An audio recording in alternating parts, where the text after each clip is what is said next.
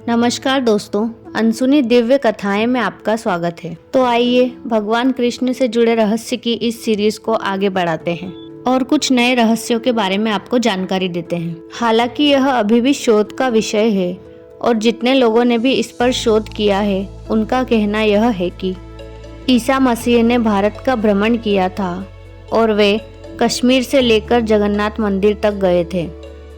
उन्होंने कश्मीर के एक बौद्ध मठ में रहकर ध्यान साधना की थी और यहीं पर उनकी समाधि भी है।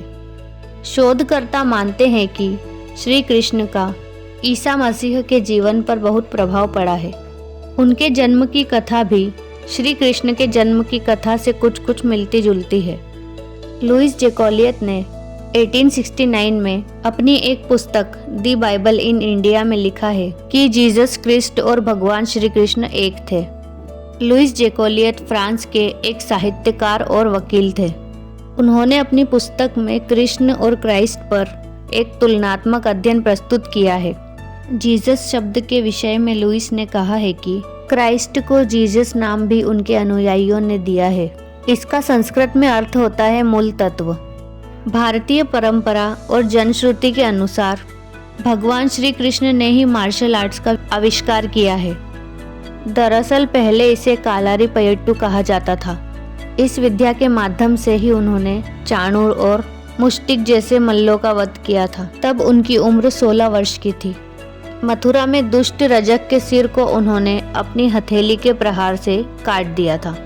जनश्रुतियों के अनुसार श्री कृष्ण ने मार्शल आर्ट्स का विकास ब्रज क्षेत्र के वनों में किया था। डांडिया रास भी उसी का एक नृत्य रूप है। कालारी पयट्टू विद्या के प्रथम आचार्य श्री कृष्ण को ही माना जाता है। हालांकि इस विद्या को इसके बाद अगस्त्य मुनि ने प्रचारित किया था। इस विद्या के कारण ही नारायणी सेना भारत की सबसे भयंकर प्रहारक सेना बन गई थी। श्री कृष्ण ने ही कलारी पट्टू की नींव रखी, जो बाद में बोधि धर्मन से होते हुए आधुनिक मार्शल आर्ट्स में विकसित हुई। बोधि धर्मन के कारण ही यह विद्या चीन, जापान आदि बौद्ध राष्ट्रों में खूब फली फूली। आज भी यह विद्या केरल और कर्नाटक में प्रचलित है।